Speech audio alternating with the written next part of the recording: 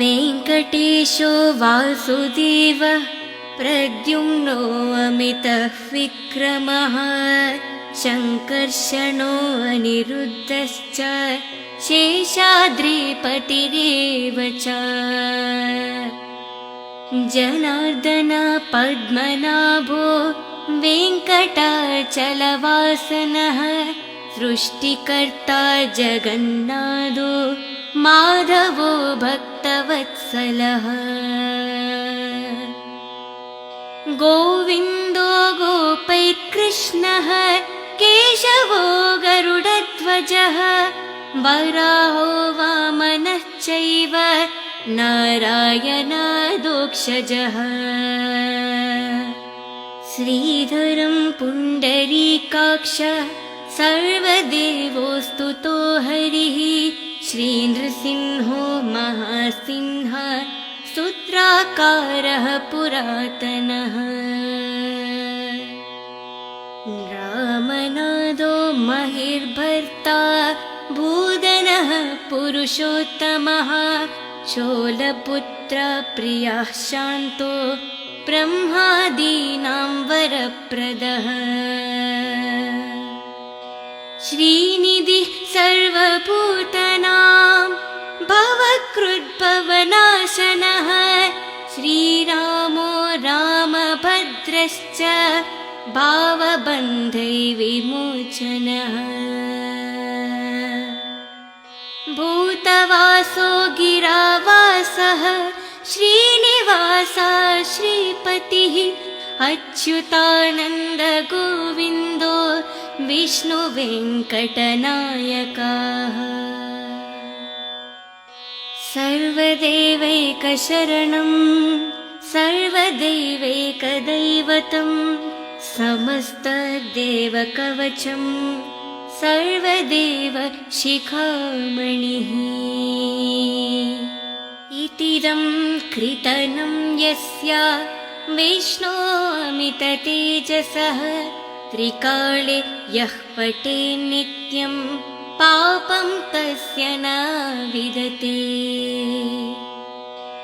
राजद्वारे पठेत् धीरे सङ्ग्रामे रिपुसङ्कटे भूतसर्वपिशाचादि भयं नास्ति कदाचन अपुत्रो लभते पुत्रान् निर्धनो धनवान् भवेत् रोगार्ते मुच्यते रोगात् बद्धो मुच्येत बन्धनात् यदादिष्टां लोके तात् प्राप्नोत्यनाशंस्याम्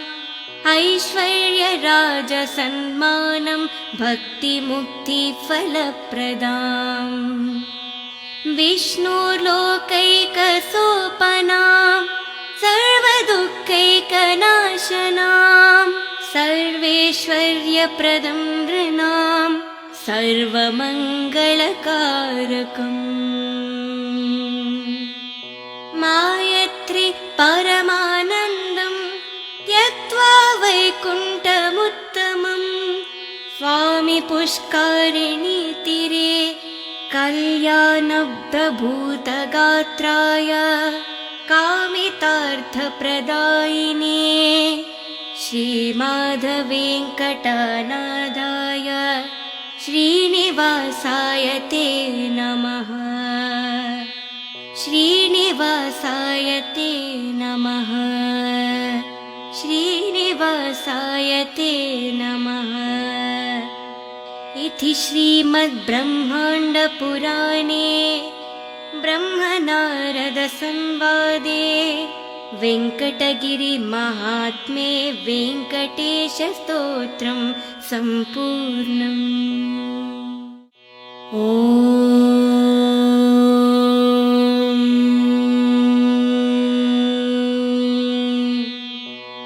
वेङ्कटेशो वासुदेवः प्रद्युम्नो अमितः विक्रमः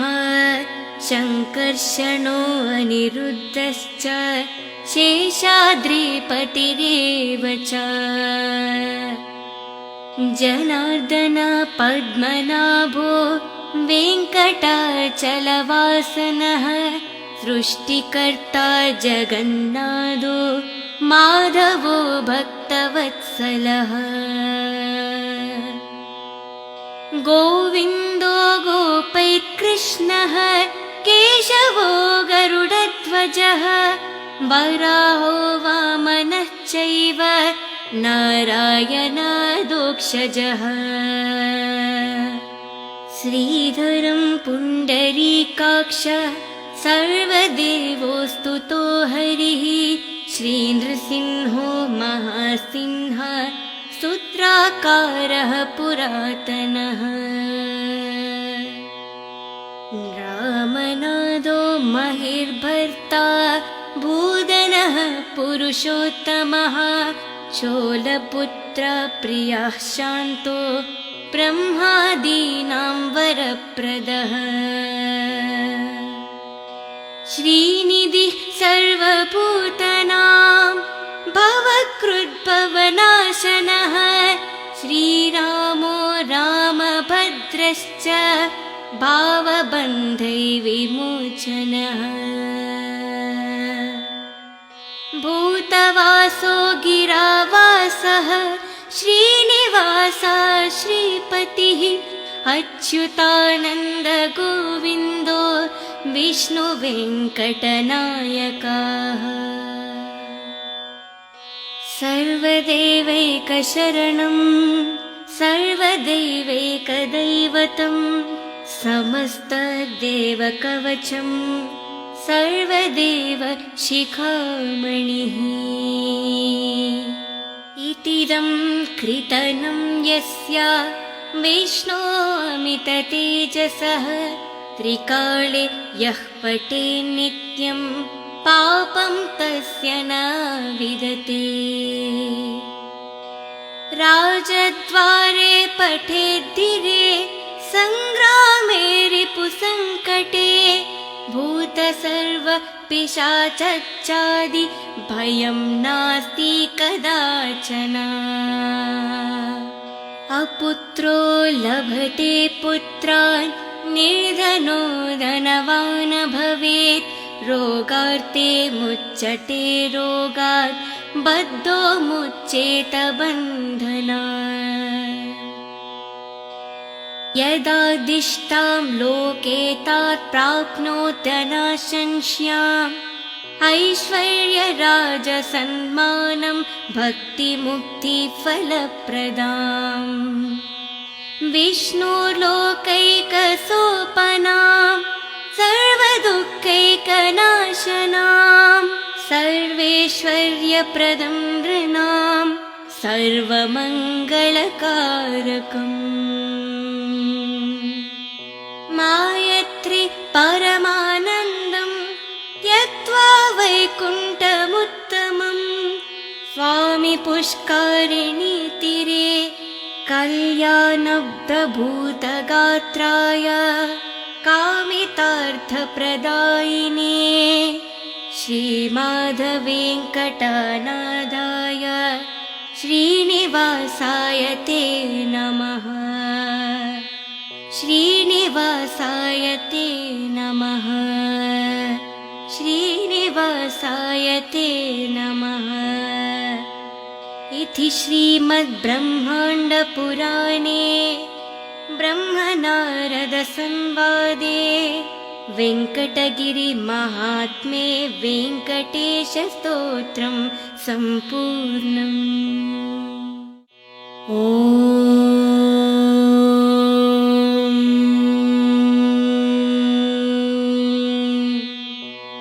वेङ्कटेशो वासुदेवः प्रद्युम्नो अमितः विक्रमः शङ्कर्षणो अनिरुद्धश्च शेषाद्रिपतिरेव च जनार्दन पद्मनाभो वेङ्कटाचलवासनः सृष्टिकर्ता जगन्नाथो माधवो भक्तवत्सलः गोविन्दो गोपैकृष्णः केशवो गरुडध्वजः वराहो वामनः चैव नारायणादोक्षजः श्रीधरं पुण्डरीकाक्ष सर्वदेवोस्तुतो हरिः श्रीनृसिंहो महासिंह सूत्राकारः पुरातनः रामनादो महिर्भर्ता भूदनः पुरुषोत्तमः शोलपुत्र प्रियः शान्तो ब्रह्मादीनां वरप्रदः श्रीनिधिः सर्वभूतानां भवकृद्भवनाशनः श्रीरामो रामभद्रश्च भावबन्धैर्विमोचनः भूतवासो गिरावासः श्रीनिवासः श्रीपतिः अच्युतानन्द गोविन्दो विष्णुवेङ्कटनायकः सर्वदेवैकशरणं सर्वदैवैकदैवतं